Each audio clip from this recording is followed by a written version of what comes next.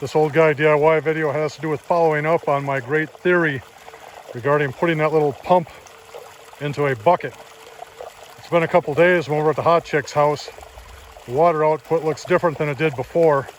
And when I look down there, that bucket area looks pretty dark. So I think that the leaves have just been sucked into the bucket.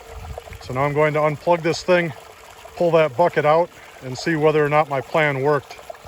As I look out there, I can see I just have a bucket full of leaves. So now I'll pull that in and see what my next plan is going to be. This is what it looks like. So my thought that the water flow along the bottom was going to keep the leaves out of the basket did not work. So now I'll make some type of container that has wire over the top. I'll try to keep the leaves out that way. She has this thing on a timer and it shuts off every night. So my thought is that interrupted flow should allow the leaves to fall back where they belong.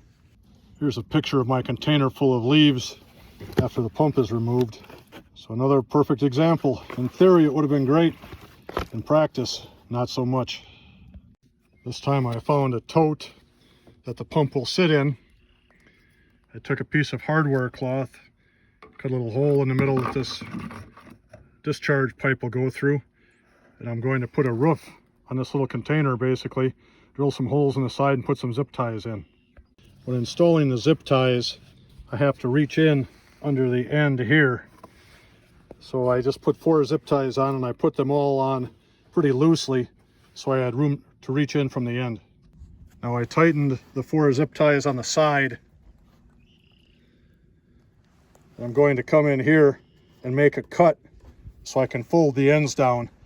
When I had the end bent down, I ended up putting 1 zip tie on each side. It holds it in place pretty nicely. As is usually the case when I work with sharp stuff, I left some DNA on the job. This thing is ready to go back in the pond and we'll see how it works. This is the label of that little tote that I used for the base of this whole operation. This is what it looks like with the pump in its little shark cage in the pond before I turn it back on. It's doing its job and it seems happy.